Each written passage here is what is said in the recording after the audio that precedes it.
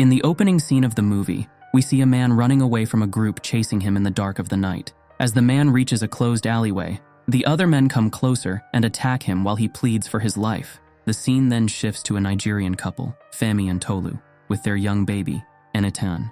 The couple goes to meet a white couple, Jack and Ingrid, who are going to be the foster parents of their child. It was a common practice in 1960s and 70s England for Nigerian people to give their children to British foster parents for better opportunities. The foster parents looked after the children in return for money. After handing over some money, Tolu lets Ingrid take baby Enitan into her arms, as she and Jack promise to take care of the child. 8 years have passed, and Enitan has grown up to be a shy but creative child. He often likes to spend most of his time alone behind the sofa. We learn that Ingrid is a foster mother to 9 other Nigerian children of different ages. Jack works as a lorry driver and is mostly away from home. Thus, Ingrid has to look after all the children by herself. One day, Enitan is walking with Ingrid in the town. Ingrid tells him that if he wishes to be her favorite child, he should go into a jewelry shop and bring her a gold necklace. Enitan does as she asks, but the shopkeeper catches him and runs after him. When Enitan tries handing the necklace to Ingrid, she hits him and scolds him for misbehaving. When the shopkeeper leaves with the necklace, and Ingrid and Enitan start walking, she tells him that he must do it without getting caught. Some social service officials visit Ingrid. They tell her that there are chances that her children might get deported to their real parents. Ingrid tells them that the children are British, and they deserve to be with her. Then we see Enitan bringing Ingrid the same necklace he tried stealing before. Ingrid is impressed by him and gives him a warm hug, but Enitan is disappointed when he sees the necklace on another child's neck. He feels betrayed and runs out of the house. In the alleyway, he is met with a group of other kids who constantly bully him for the color of his skin. One of the bullies throws a stone at him, hitting his head and making him fall to the ground. The bully then lets his dog run at Enitan, and the dog attacks him brutally. Enitan receives several stitches for the injury, and Ingrid is furious at the bullies. When Jack arrives to have a look at him, she tells him to go and end the dog's life that attacked his son. Jack approaches the problem in another way. He makes Enitan stand up and go outside to fight those bullies himself, and not return unless he beats them up. Poor Enitan goes outside the door as his foster father said, but instead of fighting the bullies, he sits in the doorway and waits. One day after the rain, all the children of the house go outside in search of the end of the rainbow. They come across a puddle of water, and a rainbow is forming in it because of some oil. The kids are amazed to see this, and everyone covers their eyes to make a wish. When the kids return home, they see that Enitan's real parents are there to take them away. Enitan and 2 other kids are taken to their real homeland. The kids are shocked to witness the sudden change in surroundings. The family welcomes them with a celebration, and everyone is happy to see the kids return. However, Enitan is completely lost in himself. When his parents tell him to meet his grandfather, he simply stays in his place without a word. His grandfather tells his father that the boy doesn't like his people, and that a ritual needs to be done to bring back his ancestral soul.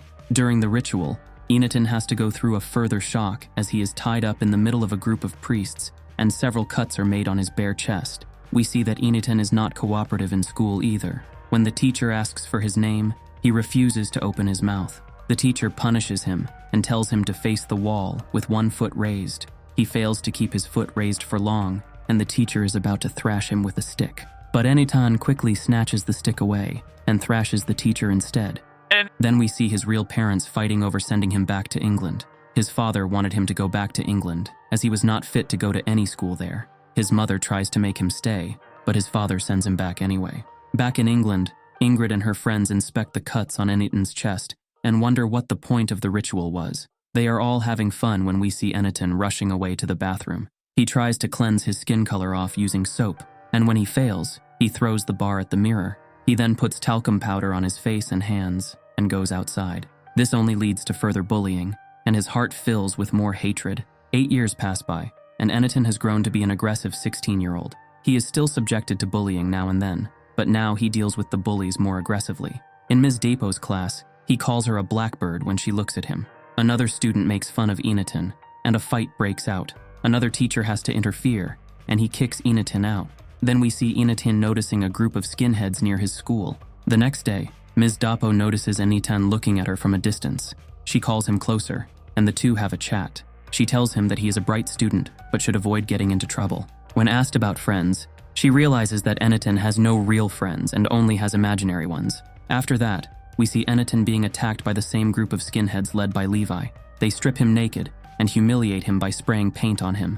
The next day, seeking revenge, he walks up to the group after school with a hammer in hand. The leader of the group, Levi, walks up to him with knuckles and throws a strong punch, making Enitan fall to the ground. He humiliates him further by making him make abusive comments. We then see that Enitan starts following the group. He assists them in robbing stores owned by black people, and also ends up attacking common people. He is then officially added to their skinhead group, Tilbury Skins, when he finishes off a pig in front of the whole gang. He hated his skin color so much that he willingly joined the group of people who tortured others for his skin color. Next, we see Ms. Dapo visiting Ingrid to talk about Enitan.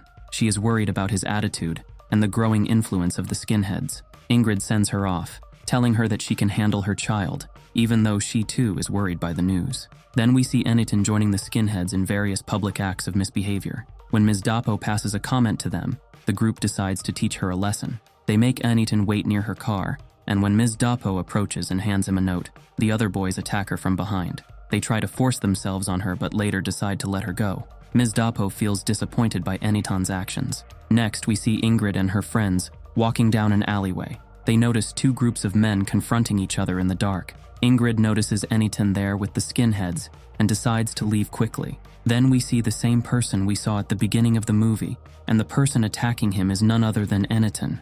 Ingrid confronts Enitan in his room. By now, the influence of the skinheads can be seen clearly on the walls of his room too. It has slogans and spray paints of their signs. Ingrid tries to talk to him about his company, but Enitan simply walks out of the room. We also see the sketch of Levi's girlfriend Lynn on his wall, pointing to which Ingrid asks if she's his girlfriend. Next, we see the group enjoying a party. A member of another group comes to meet Levi regarding some gang issues. He is confused to see Enitan with them, but Enitan clears all confusion by showing his allegiance to the Tilbury Skins. When Enitan goes to the bathroom, we see Lynn following him. Inside the bathroom, Lynn tries to seduce him and leans in for a smooch, but Enitan pushes her away. When he comes out, he sees a fight going on outside. People from another group have attacked their gang. The police reach the site, and Enitan along with his group are all arrested. Ingrid comes to bail him out and takes him home. Lying on his bed, Enitan checks the note Ms. Dapo gave him previously. She had written down her contact number there. Outside, the skinheads were calling out to Enitan to take their revenge on the other group. Ingrid tries to make them go away, but Enitan comes out of the house to join them. The two groups stand face to face in a field. They decide to send one person from each group to start the fight, and Levi sends Enitan first. Enitan and a guy from the other group start the fight, and the rest of the people join in too. Later in the evening, we see Enitan limping his way to their usual hangout place, all covered in blood. After entering the restaurant, he asks Levi why they left him behind. Everyone laughs at him, but in rage, he challenges Levi. The two then face off and both end up getting stabbed by each other with Levi's knife. The only difference is Levi's wound is far more serious than Enitan's. While Levi is struggling on the floor, Enitan stands up, takes out Levi's pet snake and wraps it around him, chanting the name of their group like a maniac.